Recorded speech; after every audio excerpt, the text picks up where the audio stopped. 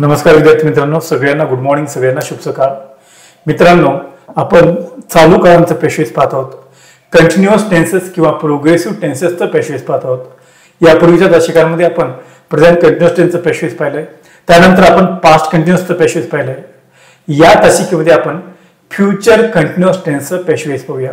मित्रांनो, future continuous टेन्सचं पेशवेस पाहण्यापूर्वी आधी फ्युचर कंटिन्युअस टेन्स असतो कसं असतं ऍक्टिव्ह व्हॉइसचं वाक्य फ्युचर कंटिन्युअस टेन्स हे आधी तुम्हाला माहित पाहिजे. ज्या विद्यार्थ्याला टेन्स येतो त्यालाच पेशवेस येतं, म्हणून मी तुम्हाला याच्यापूर्वी देखील सांगितलंय. कशी असते ऍक्टिव्ह व्हॉइसची रचना चालू भविष्यकाळाची. आधी इथं सब्जेक्ट आला असतो वाक्याच्या सुरुवातीला, सब्जेक्ट. त्याच्या लगेच नंतर इथं बीचं भविष्यकाळी रूप आलेलं असतं, विल बी किंवा शॅल बी. हे भविष्यकाळ वाचक, भविष्यकाळ सूचक सहाय्यक क्रियापद आहेत. त्याच्यानंतर क्रिया चालू आहे दर्शनासाठी इथं fourth form of the verb असतं आणि शेवटी कर्म असतं. तर अशी रचना असते चालू भविष्यकाळाची. This is the structure, this is the composition of what future continuous tense. तर मित्रांनो, हे जे fourth form of the verb आहे ते केवळ कंटिन्युअस टेन्स मध्ये येत असतं आणि हे fourth form of the verb तुम्हाला सांगतं की हा कंटिन्युअस आहे. आणि ही जी बी ची रूपे आहेत शॅल बी किंवा विल बी, ही सांगतात की हा फ्युचर टेन्स आहे. म्हणजे शॅल बी, विल बी हे हेल्पिंग वर्ब आहेत, हे सांगतात की हा भविष्यकाळ आहे. आणि fourth form of the verb हे मेन वर्ब आहे, हे सांगतं की हा कंटिन्युअस टेन्स आहे. आणि हे दोन्ही वर्ब्स मिळून म्हणजे हेल्पिंग वर्ब आणि मेन वर्ब मिळून सांगतात की दिलेल्या वाक्याचा जो टेन्स आहे तो फ्युचर कंटिन्युअस टेन्स आहे.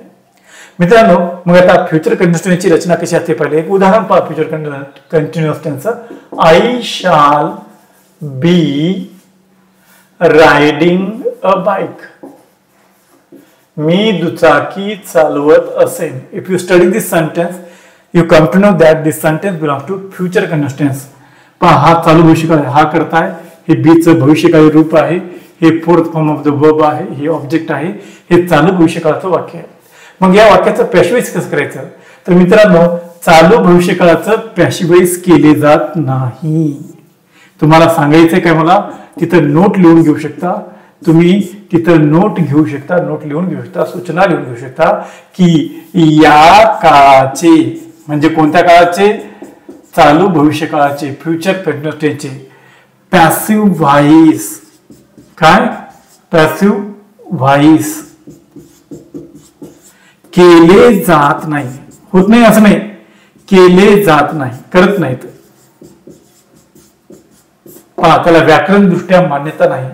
या काळाचे पॅशिवाइज केले जात नाही, व्याकरण दृष्ट्या त्याला मान्यता नाही. जर परीक्षेमध्ये याचं पॅशिवाइज असं दाखवलं, a bike, will be, being, ridden, by me, असं जर याचं पॅशिवाइज दिलं परीक्षेमध्ये तर या पॅशिवाइजला मान्यता नाही.